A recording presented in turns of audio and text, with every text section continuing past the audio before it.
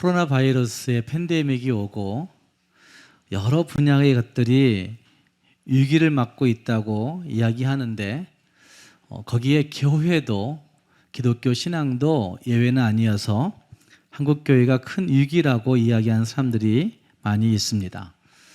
한국교회가 위기다라고 얘기하는 것 여러분들도 들어볼 텐데 과연 교회의 위기는 무엇이 위기라고 생각합니까?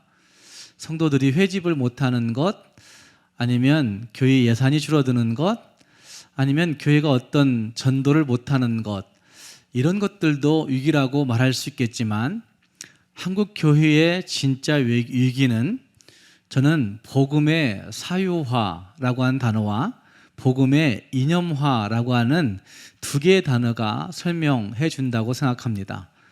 복음의 사유화란 말씀은 복음의 그 본질과 그 능력과 은혜를 개인의 현세적인 복과 개인의 유익에만 적용을 시켜서 복음을 이용하는 데 그치는 그것을 복음의 사유화라고 얘기하고, 그건 신앙의 사유화, 종교의 사유화 이런 말들로 이미 많은 사람들에게 회자되었던, 연구되었던 단어이기도 합니다. 뿐만 아니라 복음의 이념화라고 하는 것은 복음의 그 본질과 능력이 내 삶에서 역사하는 것이 아니라 이념적으로만 알고 있는 교리적으로만 교조화되어지는 나타나는 그런 형태를 복음의 이념화라고 그렇게 이야기할 수가 있을 것입니다. 복음의 사유화와 복음의 이념화는 결국 이 사회 앞에 복음이 가진 능력을, 복음이 가진 본질을 부여내지 못함으로 말미암아서 가장 큰 위기가 되어지고 있는 근본 원인이라고 말할 수가 있다는 말입니다. 미국의 퓨 리서치라고 하는 단체가 그 사람들의 종교 의식에 대해서 쭉 연구하고 조사했는데 그들은 세계의 종교 인구 비율이 점점점 증가할 것이라고 보고 있습니다. 2050년이 되면 세계 모든 사람들 가운데 87%의 사람들이 종교를 가지게 될 것이다. 그건 기독교뿐만 아니라 다른 여타의 종교들까지 포함해서 종교를 가지게 될 것이다 라고 이야기하고 있는 거 보면 어쩌면 사람들이 점점점 다 종교를 갖게 되어서 결국은 대다수의 사람들이 10% 미만의 사람들 제외하고 모든 사람들이 종교를 갖게 된다고 그렇게 발표하고 있는 것을 볼 수 있습니다. 그런데 우리나라의 경우를 보면, 우리나라의 경우는 2015년에 통계청의 인구 센서스 그 조사에 의하면 무종교인이 많아지고 있고, 그리고 연령이 낮을수록, 다시 말해서 30대, 20대로 갈수록 종교인의 비율이 점점 없어지고 있는 추세가 우리 대한민국의 추세라고 말할 수가 있습니다. 이것은 어떤 이야기냐 하면 한국 사회 안에서 탈종교화가 이미 진행되었다라고 그렇게 학자들은 이야기합니다. 종교를 벗어나는 일들이 벌어지고 있다는 말입니다. 이거는 기독교에서도 잘 생각해야 될 부분인데 탈기독교화가 이미 한국 사회 전반에 굉장히 영향을 미치고 퍼져가고 있다는 증거라고 할 수가 있습니다. 코로나19 팬데믹 이후에 한국 사회에서 과연 기독교 신앙은 어떻게 될 것인가에 대한 그 궁금증들을 많이 가지고 있습니다. 그러나 대다수의 종교 지도자들이 60대가 넘어간 사람들이 차지하고 있기 때문에 그분들은 이것의 심각성을 느끼지 못하고 있습니다. 그런데 한국 사회에서 기독교 신앙이 어떻게 될 것인가에 대한 조사 결과물들은 대부분 다 미래의 종교가 필요가 줄어들 것이다라고 이야기합니다. 종교를 가지고 있는 사람들조차도 종교심이, 믿음의 그 마음이 점점 약화될 것이다 이렇게 예측하고 있습니다. 이런 일련의 조사들이 왜 이런 결과가 나타나느냐라고 묻는다면 결국 앞에서 이야기하고 있는 복음의 사유화와 복음의 이념화, 예수 믿는 사람들 보니까 다 지 잘난 맛에 지 이익에 예수 믿고 끝나는 것이지, 그리고 이념적으로만 예수 믿고 있는 거지 삶에서는 전혀 영향이 없는 그런 모습이더라 라고 한 사실들이 미쳐지니까 결국 나도 기독교 신앙 안 갖고 싶어 이렇게 얘기하는 사람들이 많아지고 있다는 말입니다. 예수를 믿고 있지만, 교회를 다니고 있지만 그들의 믿음이 그들 개인의 삶에 전혀 영향을 미치지 못하고 있는, 정말 믿음 따로 일상의 삶 따로의 모습들을 보면서 결국 이 팬데믹 시대에 기독교 신앙이 큰 위기를 맞고 있다고 말할 수가 있습니다. 특히 우리 한국 사회에서 요즘 사람들이 가지고 있는 두 가지의 트렌드가 있는데, 하나는 허세라고 얘기합니다. 허세가 트렌드다. 이게 참 이상한 얘기지만 사실 허세가 트렌드가 되어 있습니다. 있어빌리티란 말을 쓰는데, 있다라고 한 말과 능력을 의미하는 어빌리티라고 하는 단어가 합성화되어서 있어빌리티, 있어 보이려고 하는 모습들, 있어 보인 것처럼 살아가는 모습들, 이것들이 사람들에게 편만하게 퍼져가고 있고, 있어 보이게 하는 것도 능력이다, 이렇게 이야기하고 있는 경향들을 사람들이 가지고 있다는 말입니다. 또 한 가지는 사람들의 트렌드가 원초적 본성에, 원초적 본능에 충실한 사회가 되어가고 있다, 이렇게 이야기하고 있습니다. 잔인한 것 같지만, 유치한 것 같지만 그래도 솔직하고 선정적인 그런 모습들로 살아가는 모습들, 이것이 사람들에게 먹혀들고 있는 우리 사회의 현실이라고 이야기한다는 말입니다. 이런 세상 속에서 과연 예수를 믿고 예수를 알고 예수를 고백하고 있는 하나님의 사람들은 어떤 삶의 태도를 가져야 되겠습니까? 기독교 신앙이 쇠퇴한다, 이건 중요한 얘기지만, 그러나 하나님은 분명히 살아계신 분이시기 때문에 우리 신앙심의 쇠퇴와는 상관없이 하나님은 여전히 존재하시고 이 세상의 역사를 지배하시는 분이신 것을 우리가 볼 때에, 과연 예수 믿는 사람들, 교회 다니는 사람들의 삶의 모습이 어떠해야 할까 하는 것들을 고민해야만 하는 시기에 와 있다는 말입니다. 함께 읽은 이 빌립보서의 말씀을 보면, 빌립보서는 사도 바울이 믿는 성도들의 삶이 기쁨이다라고 이야기하고 있는 것을 볼 수가 있습니다. 주 안에서 기뻐하는 것이 믿는 성도들의 삶이다라고 그렇게 이야기하고 있다는 말입니다. 기쁨이니까 쉽네, 이렇게 얘기했지만 사실은 기쁨이 쉬운 문제가 아닌 것을 오늘 읽었던 말씀을 쭉 읽다 보면 알 수가 있습니다. 오늘 이 말씀을 같이 생각해 보시면서 이 코로나 위기의 시대에 과연 나는 예수 믿는 믿음으로, 예수 믿는 신앙으로 어떤 삶을 살아내야 할 것인지 함께 고민해 볼 수 있는 우리 모두가 될 수 있기를 주님의 이름으로 축복합니다. 먼저 우리는 주 안에 있음으로 기뻐할 수 있어야 합니다. 주 안에서 기뻐하라 하는 말씀은 빌립보서의 후렴구와 같은 구절이라고 이야기합니다. 주 안에서 기뻐하라 하는 말씀은 그리스도인들에게 있어서 기쁨의 진짜 이유가, 기쁨의 참된 근거가 예수 안에 있고, 그리고 우리의 기뻐하는 영역도 예수에게 있음을 잘 표현해주고 있는 그 구절이 주 안에서 기뻐하라 라고 하는 구절일 겁니다. 기쁨의 근본이 예수에게 있고, 기쁨의 배경이 그분에게 있고, 기쁨의 대상도 그분에게 있고, 기쁨의 그 넓이도, 기쁨의 영역도 예수에게 있다고 그렇게 말하고 있다는 말입니다.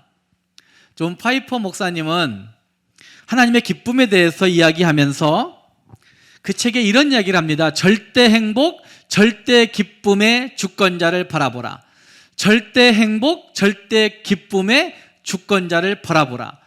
어쩌면 하나님이 주시는 기쁨, 예수 안에 있는 기쁨은 절대란 단어가 성립되어서 절대 행복, 절대 기쁨, 그것이 예수 안에 있다고 그분은 얘기하며 절대 기쁨의 주권자를 바라보라고 그렇게 외치고 있는 것을 볼 수 있습니다. 주 안에서 기뻐한다는 것은 절대 기쁨, 절대 행복의 이야기인 것을 성경이 말하고 있습니다. 그러면 어떻게 하는 것이 주 안에서의 기쁨이라고 생각합니까? 교회만 오면 그냥 하하, 호호 하고 있는 그것이 기쁨일까?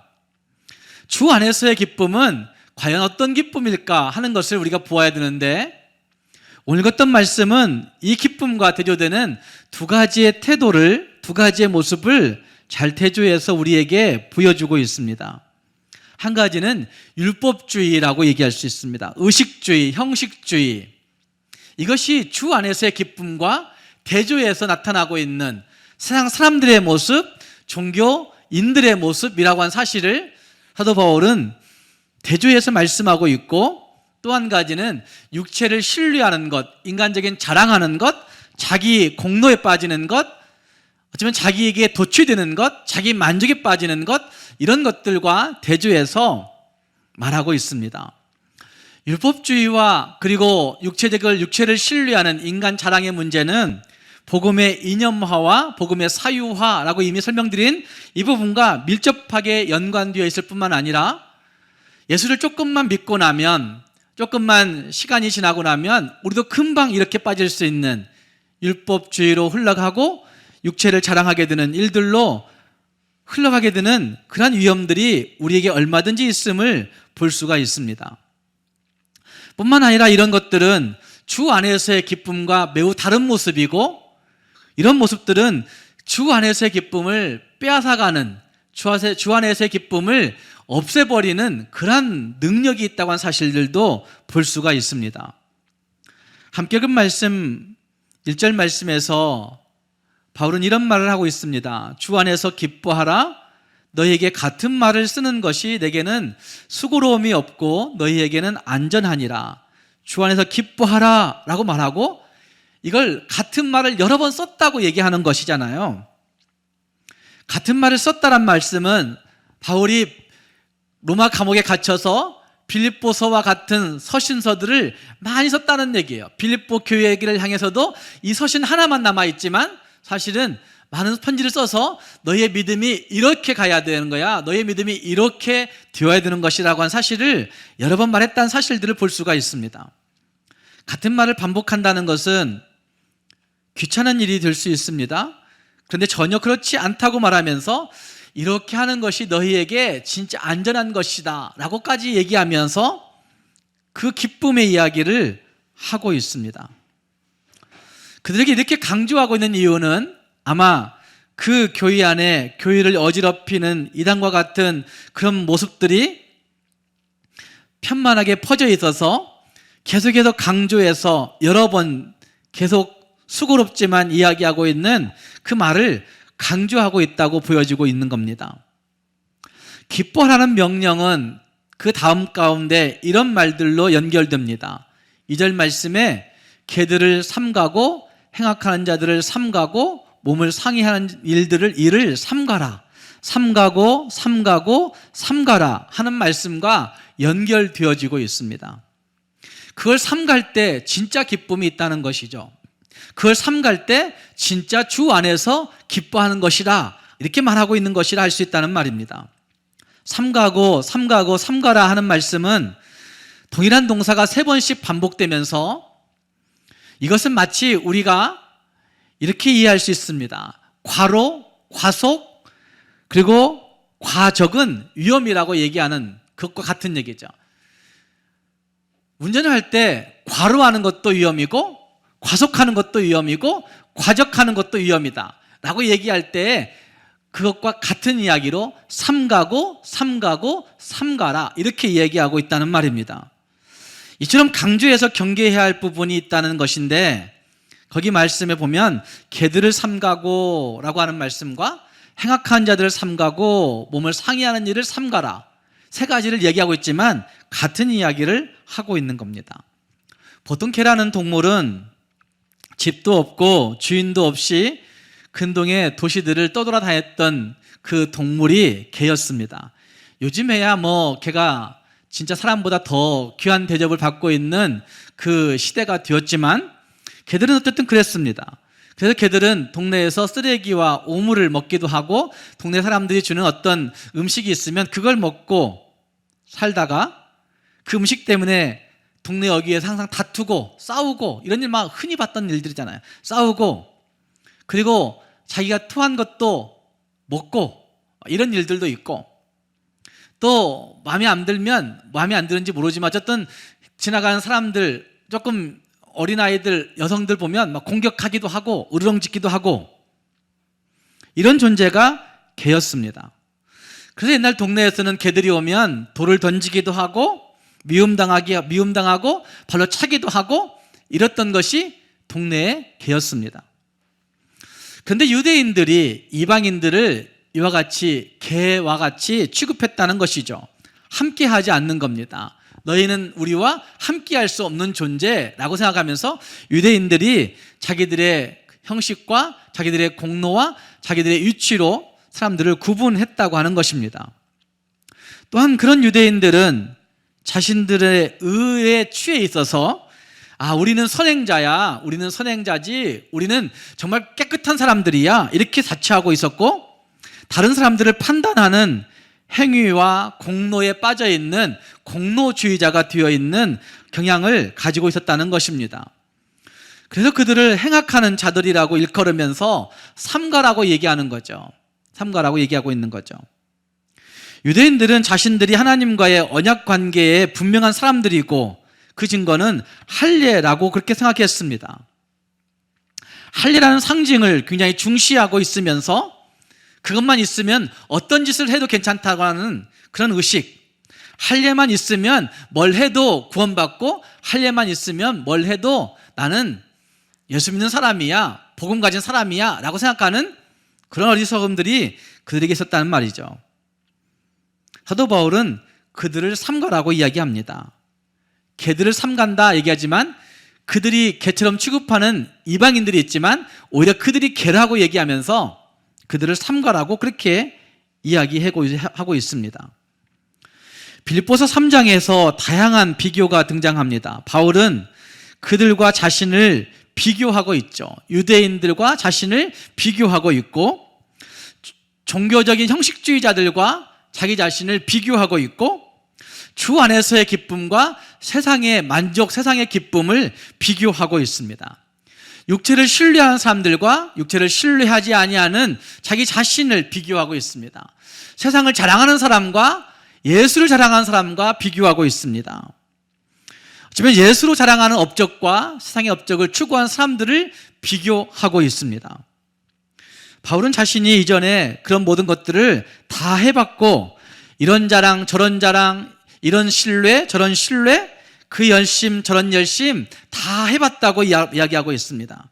그런데 그 자랑과 그 신뢰와 그 열심에 기쁨이 없었다고 얘기하는 거죠. 기쁨이 없었다고 얘기하는 거죠. C.S. 루이스는 모든 기쁨의 발원지는 천국이라고 이야기합니다. 천국을 소유하면 기쁨이 온다. 그래서 그는 천국 안에 있는 예기치 못한 기쁨이 우리 안에 들어오면 그 예기치 못한 그 헤아릴 수 없는 기쁨으로 말미암아 진짜 그리스도인들은 천국의 기쁨으로 세상 속에서 기쁨을 누리며 산다고 C.S. 루이스는 그렇게 이야기합니다. 그러면서 그는 그런 얘기합니다. 그 기쁨을 빼앗아가는 진원지는 지옥이라고 얘기합니다. 천국의 기쁨을 빼앗아가는 진원지는 지옥이다라고 얘기하면서 지옥이 무엇이냐라고 정의할 때 지옥은 자기 중심성의 강화에 있다라고 얘기하죠. 자기 중심성. 마음의 상태가 자기만 생각하는 자기 중심성이 곧 지옥의 근본이다라고 그렇게 이야기한다는 말입니다. 해석이 많이 필요한 부분이죠. 자기 중심성이 결국 죄를 범하게 만들죠. 아담과 하와의 죄는 자기 중심성에서부터 죄를 지었기 때문에 자기 중심성이 결국 지옥의 근본이다라고 이야기하는 루이스의 이야기는 맞는 부분이 있는 거죠. 그래서 자기 중심성을 가지고 지속적으로 자라가고 자기 중심성을 가지고 블랙홀처럼 안으로 빨려 들어가고 결국 자아라고 하는 감옥에 완전히 갇혀버리게 되는데 이것이 바로 지옥의 실체라고 C.S. 루이스는 이야기합니다. 자기 중심성은 오늘 본문의 말대로 한다면 육체를 신뢰하는 것이죠. 내가 행하는 육체의 일들을 신뢰하는 거죠. 내가 가진 명예와 내가 가진 어떤 직분과 내가 가진 어떤 일들과 업적과 이것들을 신뢰하는 것에 있다는 말입니다. 또한 자기 중심성은 자기를 자랑하는 것에 있습니다. 내가 한 일들을 자랑하는 거죠. 은근하게 내 일들을 나타내는 거죠. 또한 자기 중심성은 자기 만족을 추구하는 것이죠. 자기의 다양한 능력이나 자기의 다양한 조건들에 취해 있고 자기가 가지고 있는 것들, 자기가 누리고 있는 것들, 자기가 가져야 할 것들, 자기가 누려야 할 것들, 그것들에 집착하는 그런 모습들이 거기에 있는 것, 바로 이것이 자기 중심성의 모습들인 거죠. 거기에 고독함이 있고, 거기에 분노가 있고, 거기에 미움이 있고, 거기에 시기와 원망이 있고, 거기에 거짓이 있습니다. 이런 것들은 천국에서 가장 작은 자가 느낄 수 있는 그 작은 기쁨, 그 순간적인 기쁨, 이것도 못 느끼는, 거기에 비교할 가치도 없는 것들이 그런 모습들이라고 말할 수가 있을 겁니다. 우리는 어떤 기쁨에 취하여 있는지 생각해 보셔야 됩니다. 주 안에서 기뻐하라 하는 말씀은 내가 가지고 있는 율법주의와 형식주의와 자기 공로주의와 육체를 신뢰하는 자기 자랑의 모습들을 버릴 때 진짜 예수 안에 있는 기쁨을 소유하게 되고, 예수로 느끼는 천국의 기쁨은 어쩌면 우리 안에 작은 것이라고 얘기하겠지만 그 작은 그 기쁨이 우리 모두를 가장 큰 기쁨으로 이끄는 능력이 되는 것들을 볼 수가 있는 것입니다.